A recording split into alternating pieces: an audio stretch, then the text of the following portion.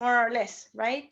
That you have a paragraph. Yeah, last week we talked about paragraph structure, and there are connections between different concepts, for example, or between words and pronouns, so that the text is a whole, is like a unit, is not ideas in isolation, but as a group of ideas, it makes sense, right?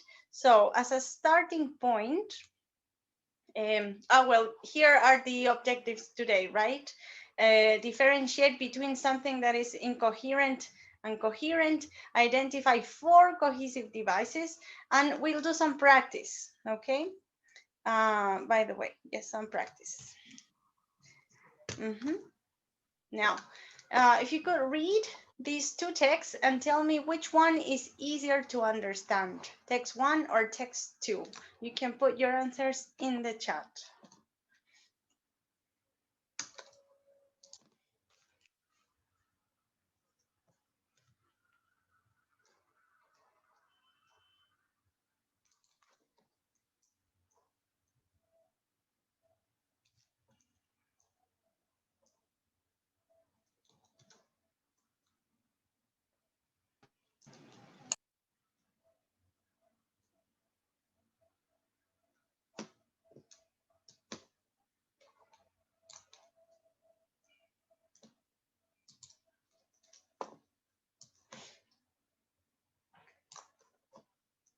Which of these is easier to understand?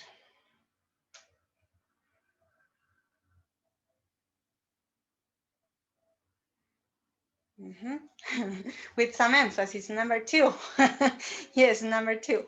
Yes, yes, there is definitely an agreement there. Number 2 is actually easier, and that is precisely because it is a cohesive text. It's a whole, this unit that I'm telling you about, because of several features, several characteristics that we are going to talk about today.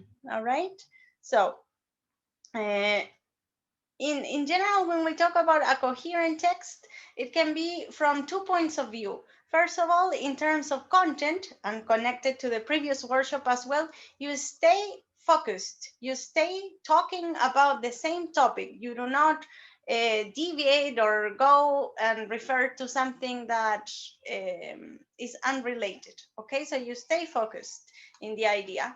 And in terms of form, in terms of the text itself, the text has well-connected sentences and also well-connected paragraphs as well. Yeah.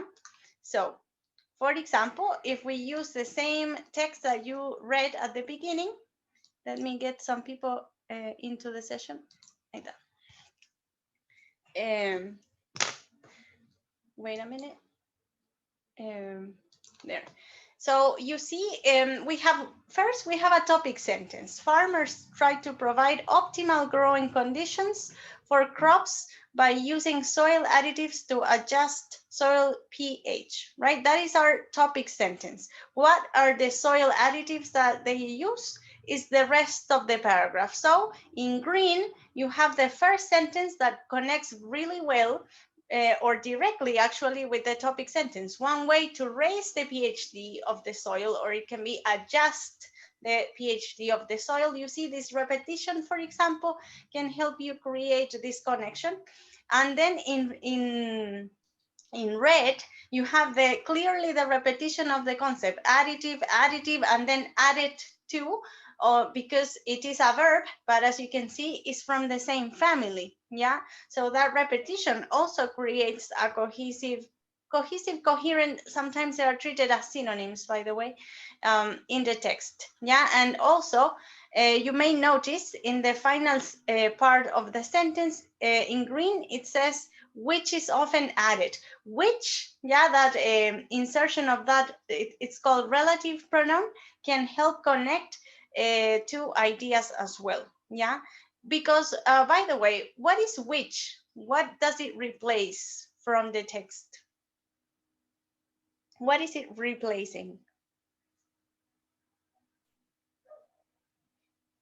You can put it in the chat.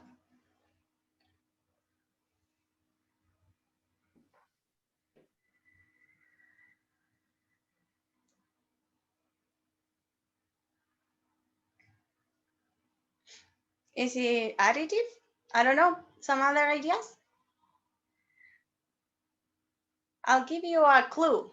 To know what it refers to or what is replacing, you have to go to the closest word, the word that is closest to the pronoun.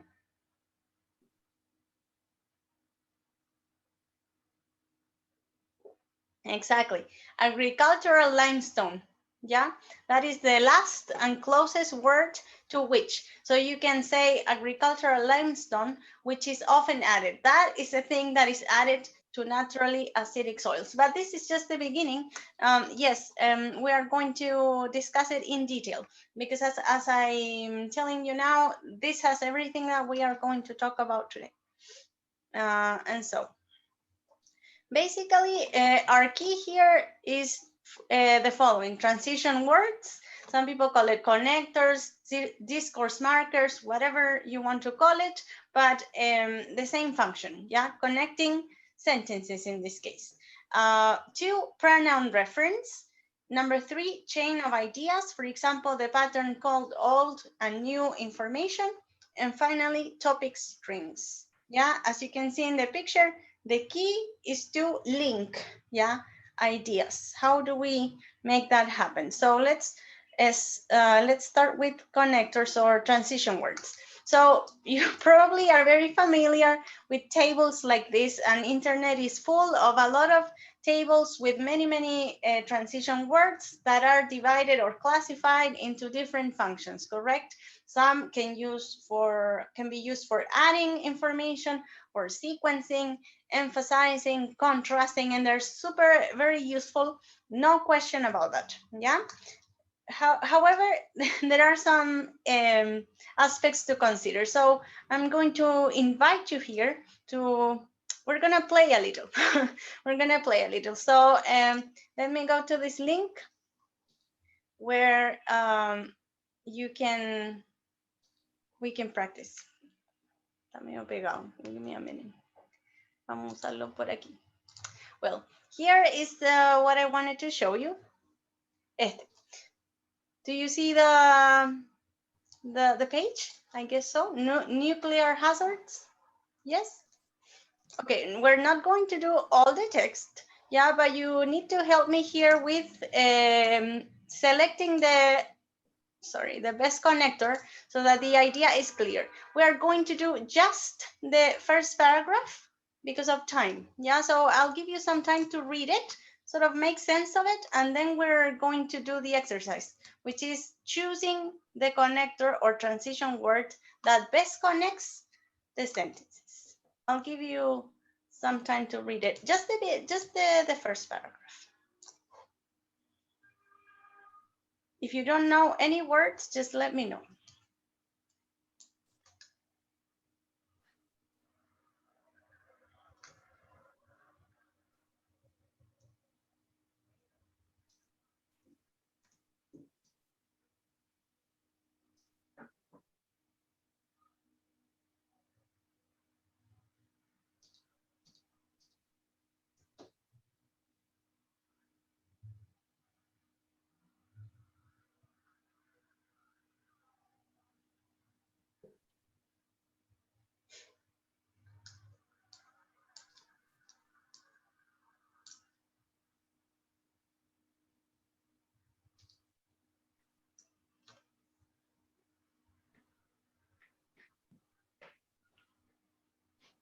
Okay, ready? Any questions about vocabulary? Don't be afraid to ask. There may be words that you're not familiar with.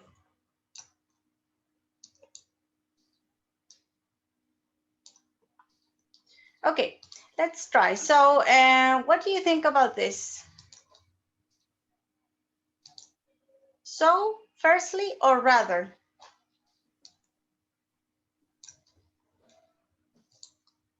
Firstly, yeah, there's an agreement there. It's correct, yes, because they say there are 3 separate, you see, topic sentence. Again, the sentence that starts the whole paragraph must be very clear. Yeah, so first, this source of hazard. The radioactive material must travel from its place of manufacture to the power station. Yeah. Let's see what happens here. Secondly, but or although. A ver qué dicen. Although dicen por ahí. Any other? Yeah, although. Yeah, there's an agreement. Correct. Yeah. Now, one of the choices, by the way, one of the choices was but.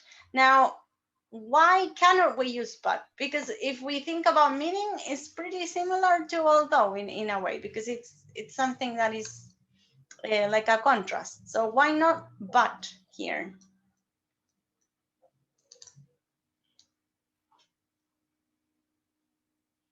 Or just intuition, I don't know.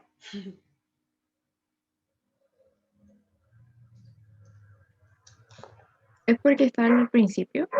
Exactamente. It's at the beginning. And in academic writing, you wouldn't use but at the beginning. And if you were to use it, which is not the best way to do it, you would need a comma after at least. Yeah, thank you, Carolina. That's it. Yeah, whereas although can be perfectly used in this position with the same meaning. So although the power stations themselves are solidly built, the containers used for the transport of the material are not. Yeah. So the containers are the problem. Unfortunately, there are normally only two methods of transport available. John?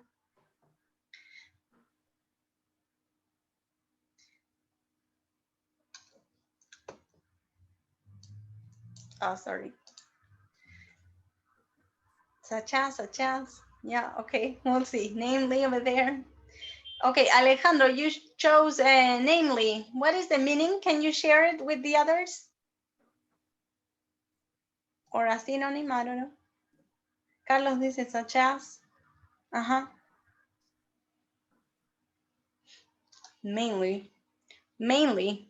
Mainly, okay.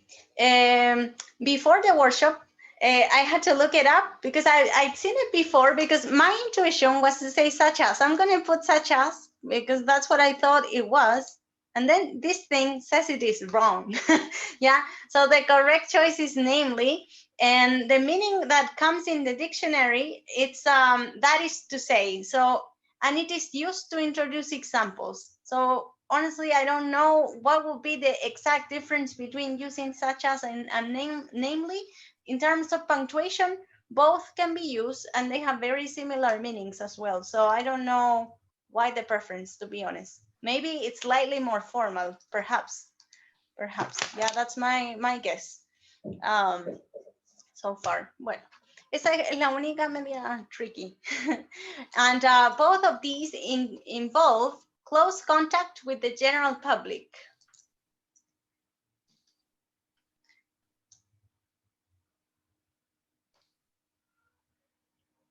Claro. So you need to keep reading in order to get that one. Let's see. ¿Qué dice? Since. Yeah. What is the meaning of since? Can you put it in the chat? Maybe not everybody knows what it means.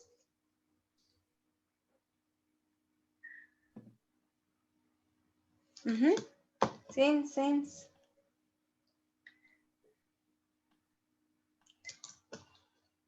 Okay, let's see. That's correct. Yeah, since meaning ya que. It's reason. Yeah, it's a reason connector. Yes. Ok. Uy, salió de todo. El desde, el cómo, todo. Why, ok, interesting. Ya, bueno, podemos estar hablando toda la sesión de toda esta diferencia, but just to clarify, since is correct here because the meaning is dado que, ya que. It is a very formal connector that you could perfectly use in academic writing. Yeah, desde, yes, that is the most common meaning, but in that sense, since as desde is treated as a preposition. Here it is not a preposition. It is the same word, but it has a different function. Okay, the linking function of reason. Y el cómo no nada que ver, ese sería as. Y el ¿por qué no because of? Does anybody know?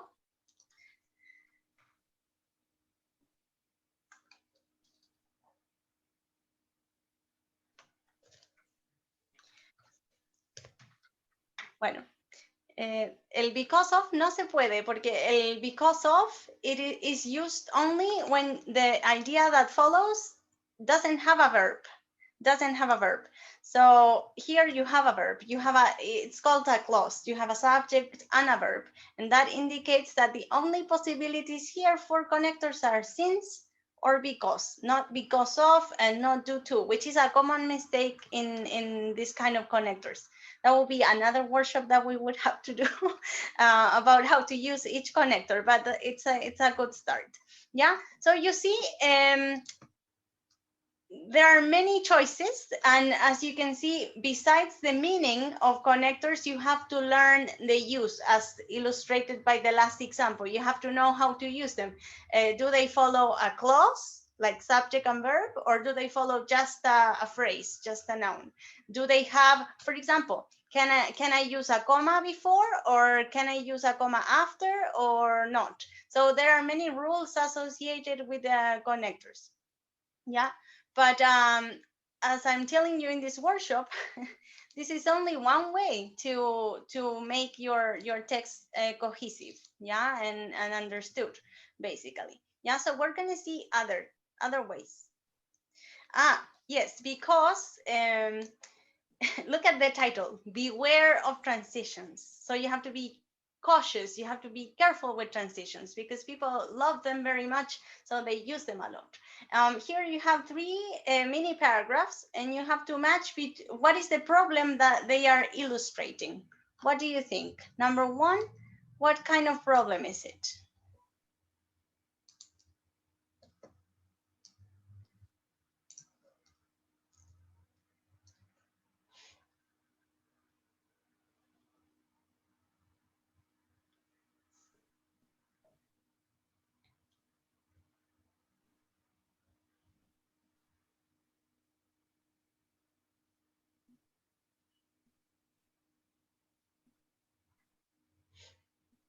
Is it adequate use of connectors or transitions? Is there an overuse or insufficient use? All the transitions have been highlighted or in bold, however, so and nevertheless.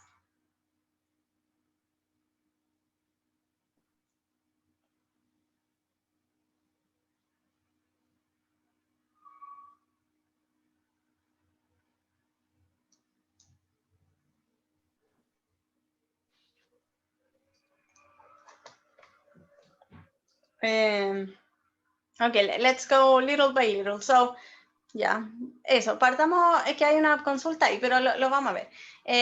Yes, number one is overuse. Yeah, so you have first you have very short sentences, and you have three connectors in that single piece. And so that is too many. Not only the quantity, yeah, vamos por parte, not only the quantity of connectors, not just the number, you have three. It's just look at the types of connectors. What is the pattern that they share in number one? Where do they happen?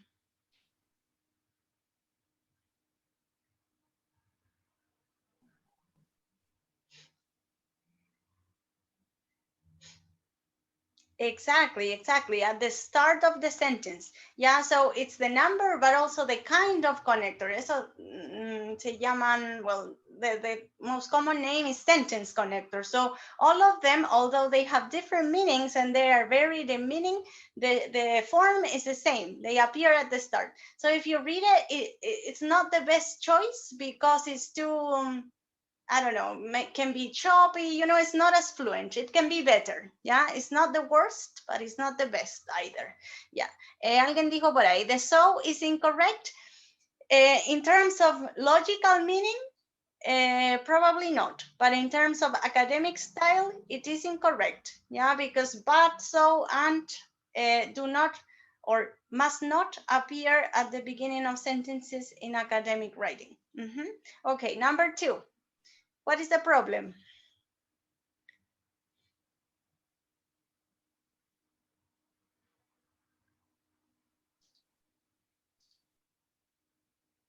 Yeah, letter C for sure.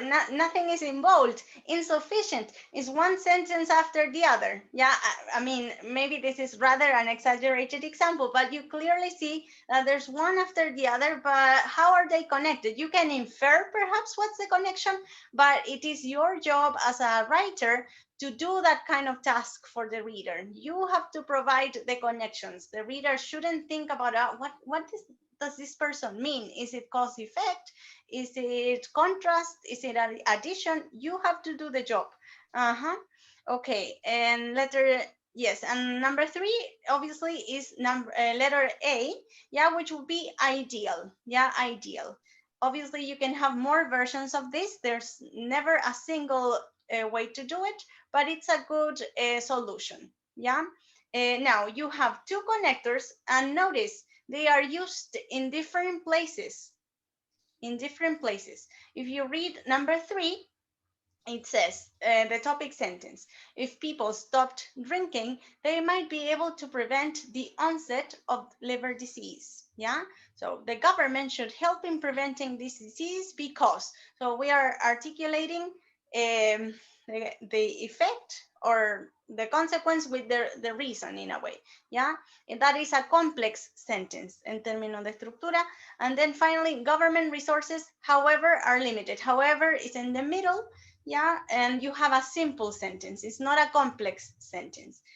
That is another story, but my point again is the number of connectors, the types of connectors, because they influence how you build your sentences. It influences sentence variety, which is an aspect that is important for this as well. Yeah. Okay. So far, so good. Vámonos con la siguiente. Pronoun reference. Again, which version sounds better? You'll have to read.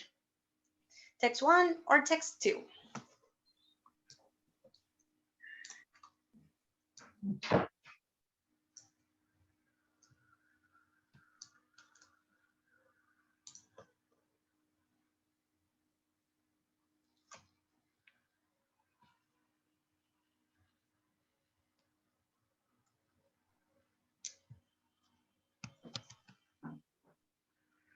Text 2, right? Yeah, what is the problem with text 1? If you could say it in your own words.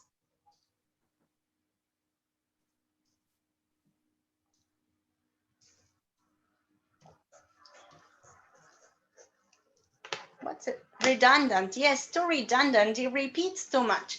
Yeah, again, these are rather extreme examples because it's for pedagogical purposes. But it happens more often than not in a lot of texts. So, but at least you can get the main point. Yeah, so the text number 2 is better simply because they are using, this is the same text, using pronoun reference. So here I highlighted the pronouns, yeah? So when Gillette first invented disposable razor blades, he found it very hard to sell them. You see, to sell something, instead of repeating disposable razor blades, you replace all of that. It's plural, that is important. It's plural, so you replace it by them. Yeah, obviously you have to be very careful with singular and plural, for example, and you have to know which pronouns to use, which Voy a ir a la siguiente grammar. ¿O no? Question? Igual me faltan minutos. I think someone has the microphone on. Voy a dejar porque me falta porque necesito la Remember reunión. to silence your Me microphone. faltan 10 minutos. You can do it, yeah. Someone else like that? Yeah. Okay. So as I was saying, you have to be very careful about the number of the object or thing that it's replacing. And then this, what is this referring back to? Referring back to in the sentence, replacing.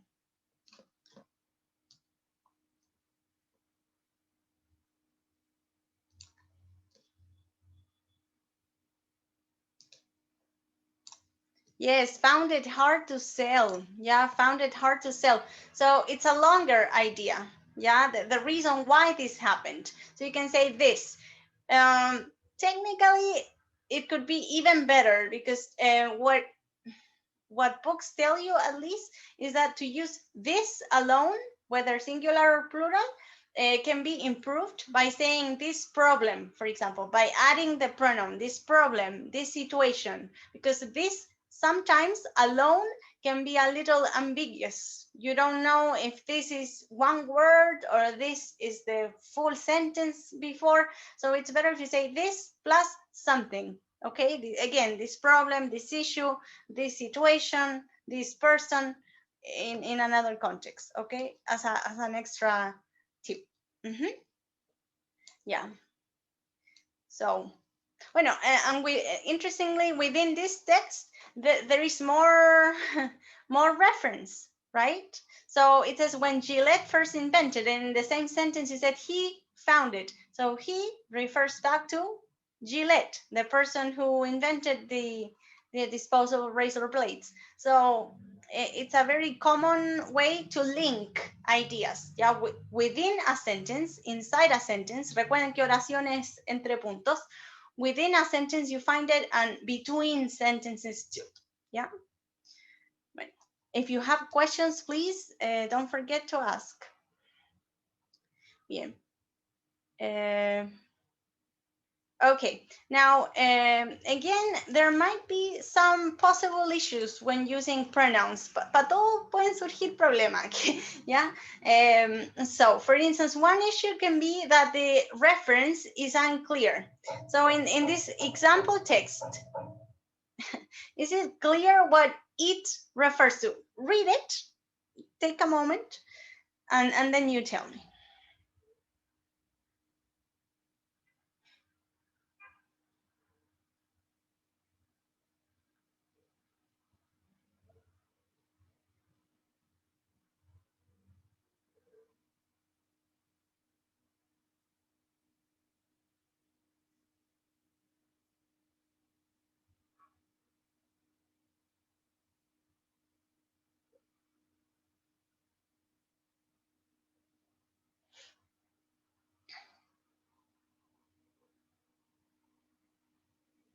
Bien.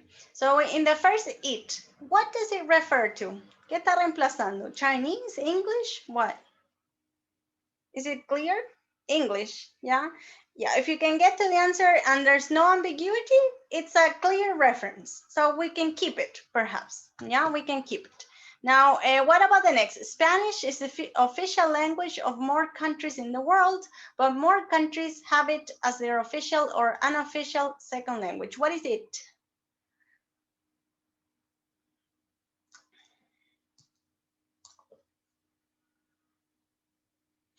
Is it Spanish or English?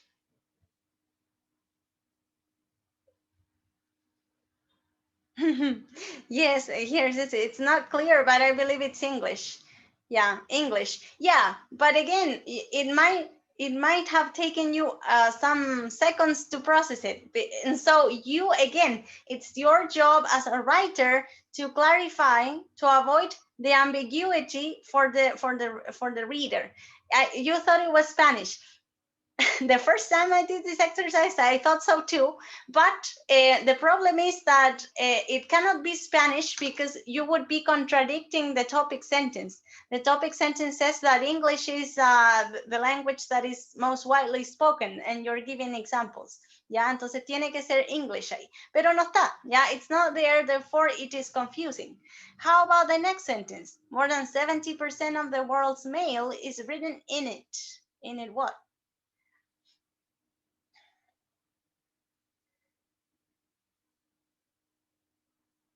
English. Ya, tal vez se podría inferir, yeah. But again, the last, imagine, in terms of text construction, the last language that is mentioned before that is Spanish.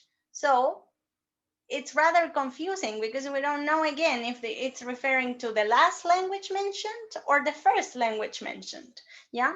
So, and then the last it, what do you think? No latinca, sino que del texto, que se puede inferir.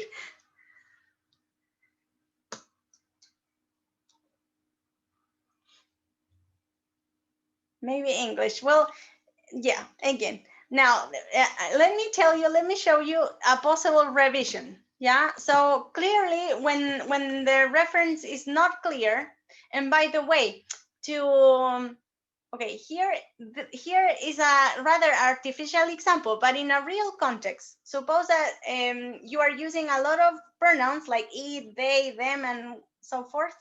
How do you detect if the reference is not clear?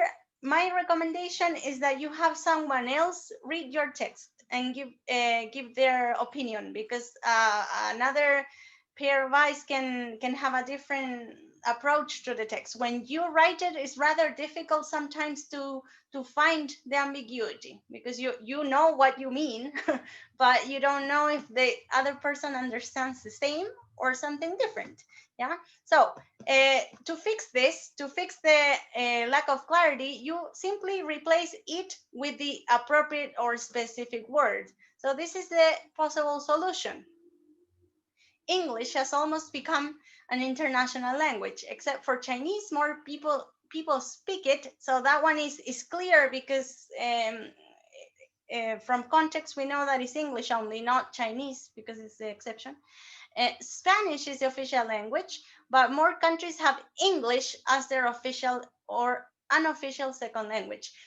Yeah, then the other two were English and it. Yeah, so in red, you'll see that I made some changes to the original text, simply because I thought it wasn't that cohesive. Ya como que estaba muy cortante, igual no me gustaba mucho el estilo. So I made a few changes. I added a connector or transition word because I thought it's sort of listing the examples to show that it's becoming an international language and that a lot of people use it. So that's why I said in addition, it's another example.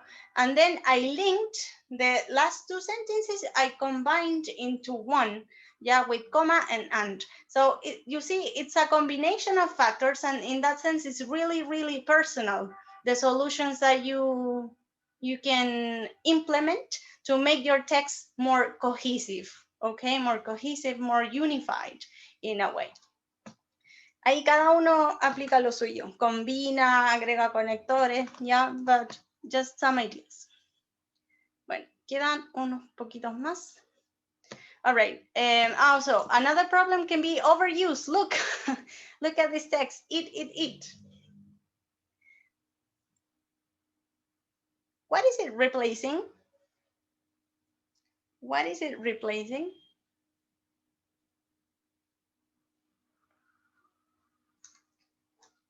Let's see. Yeah, definitely gold. Yeah, todo el rato, gold. So maybe this person thought, you know what, if I repeat gold all the time, it's going to be kind of boring. But then what is the effect with this pronoun? Is it pleasant to read or like fluent to read? I don't know. Maybe not the best. Yeah, not the best. So the solution, again, yeah, with some, again, balance, yeah, is to simply repeat the keyword. In this case, in this particular solution, they just decided to repeat gold. However, you can notice right away that the number of repetitions is much smaller than the previous case, yeah. Y ahí lo balancea un poco. It's more balanced. Yeah, you repeat the keyword. I added synonyms. Ya en este caso, they didn't use synonyms, but you could perfectly use synonyms. So, for example, voy a empezar desde el principio. Gold, a precious metal, is prized for two important characteristics. Topic sentence. ¿Cuáles son esas? First of all, transition word, gold has a lustrous beauty that is resistant to corrosion. Therefore, connector, it is suitable for jewelry, coins, and ornamental purposes. The third gold can be this metal, for example, right? This metal, y ahí están usando like pronoun reference, this, and then metal, the repetition. And that's it, yeah? And you make it better than repeating the word all the time, yeah? So, is it clear so far? Right. Okay, we have, okay, the next strategy Yeah, we are in strategy number 3, is the chain of ideas through the old and new information pattern. Let's see. When I say old, it means that you are referring, or let's say going back to something that you said in a previous sentence. Yeah, to an idea, to a word in the previous sentence. While new refers to something that is last in the sentence. Yeah, if this is not very clear, let's see the example. Unfortunately, I wasn't able to put like arrows to show the connection, but try to follow me with the signals at least. So it says, while Japan is the world leader for recycling plastics, that has not always been the case. Entonces partimos, Japan is our focus, yeah, and their recycling policies. Yeah, Japan is our reference, is our keyword. Now, the second sentence starts with it. What does it refer to? ¿Qué es lo que está reemplazando? What is it replacing? Japan. Es parecido a lo que estábamos haciendo recién, es que a veces esta estrategia, this strategy sort of overlaps, ya como que se traslapa con el pronoun reference, ya, because in a way when you use pronoun reference, you are using chains of old and new, ya, so they overlap, pero el concepto más general es este, la cadena de eventos. It would be referring to Japan, esa es la gracia, ya. Okay, then in the next part, it says, it recycled less than 40% of plastic waste in 1996 in comparison to the current figure that stands at just over 75%. ¿Ya? Entonces, ahí están comparando, ¿cierto? Something like an old figure with the new figure. And so, in the next sentence, fíjense la cadena, the change. So, the change connects to the previous idea in comparison to the current figure. Do you see the connection there? You see? Ahí está, ahí se conectan. It's not the same word, but it's the same concept. Ya, siguen el mismo tópico. Ya, because they are talking about this, the old figure versus the new one. So this change has come about or happened partly as a result of legislation and partly from a clearly focused educational program. Yeah, entonces, in that sentence, the key word that I highlighted is legislation. So in the next sentence, me agarro de eso, I take it and I start from there. Several laws requiring businesses and consumers to separate plastic have been brought into effect since 1997. You see? So I'm connecting the old word in the previous sentence, legislation, with the concept of or phrase several laws in the new sentence. Esa es la gracia, agarrarse de algo que está atrás, concepto clave, y tomarlo para comenzar la siguiente, y así se va haciendo la cadena. Si ustedes, if you cannot, when you write your text, and you are not able to make that chain, or you do not see it, it means that there is a problem with cohesion, and you have to rephrase, you have to repair that by, again, taking the sort of the last key element and repeating it in some way through synonyms or related topic at the beginning of the next sentence. It has to be at the beginning, otherwise you cannot do the chain effect. Yeah, that is key. Okay, finally, in the last sentence it says those measures. Aquí, here they are playing with pronoun reference, ya porque están usando those to refer to what? Those measures. What is it replacing?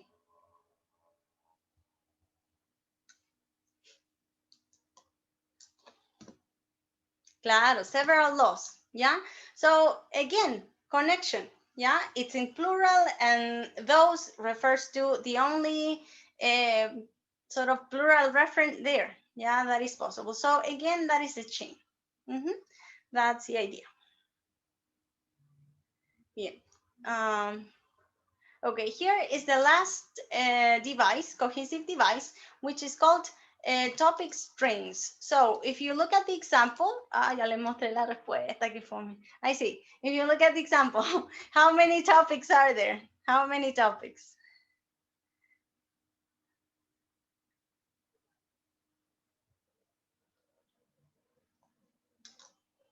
Let's see.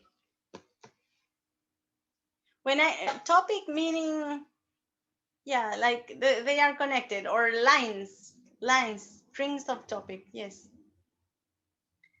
Follow the colors.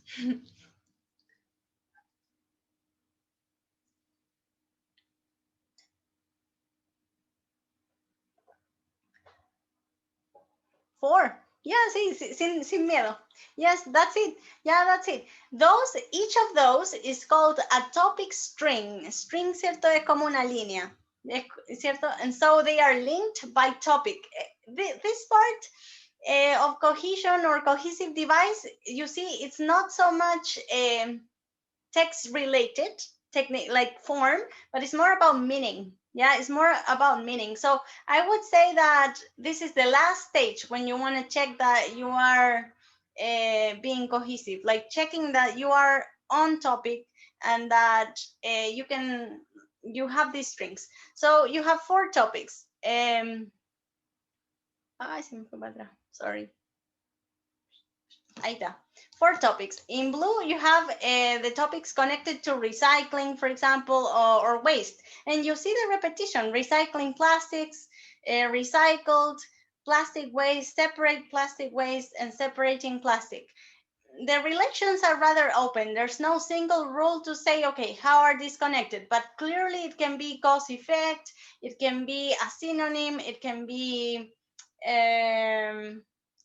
from general to specific. So for example, if you have a general category, you have the example will be part of the topic chain, or the opposite, specific to general, that could be. Yeah, you have figures in red, so you have percentages, you have the word or the phrase current figure.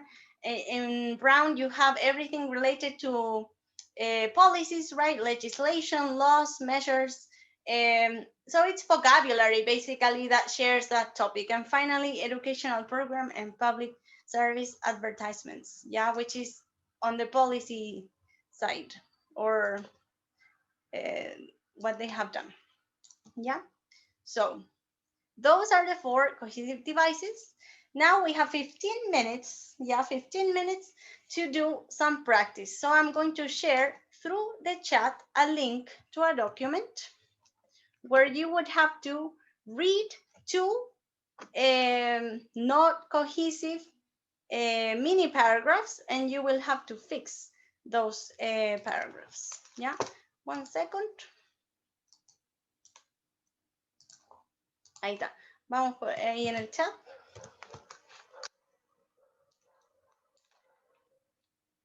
I'll give you around 10 minutes so that we can spend the last 5 minutes checking, and you can explain basically why you did it in a certain way. You have two passages. You can copy the passages and put your answer below.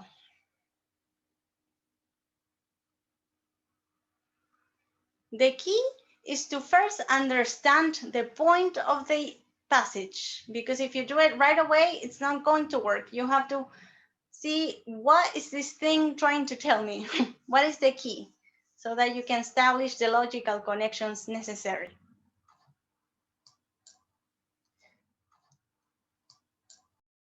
So I hope that you find it useful and that you can apply it to your writing, okay? If you want to know more, I have added extra resources over here, which are like two videos from YouTube. And well, this is the book where I took this from. This is extra material. And if you have want exercises, this is a good page as well, for all types of cohesive devices that we saw today. So you have plenty of extra resources. If you want a more personalized session, you can arrange an appointment with me every Wednesday from 9 to 5. You can send me an email directly and arrange an appointment, or fill in the form that they have on the website. Okay, so I can see if you are writing in English, maybe you don't need so much help with this, but you need help with other aspects, or on the other hand, you need help with cohesion. Yeah, the best to improve this is first to plan what you are going to say, to create an outline, so that you can organize your ideas before you start writing. If you don't plan, it's like a very heavy load, and it's even more difficult to have a cohesive text. Okay, so thank you all for attending, and I see you in another workshop. I think there's going to be another one. Yes, in the semester. Yes, you're welcome. You're welcome, guys. No problem. We'll let you know when the video is up in the channel so that you can rewatch if you want. No problem. Take care. Bye-bye.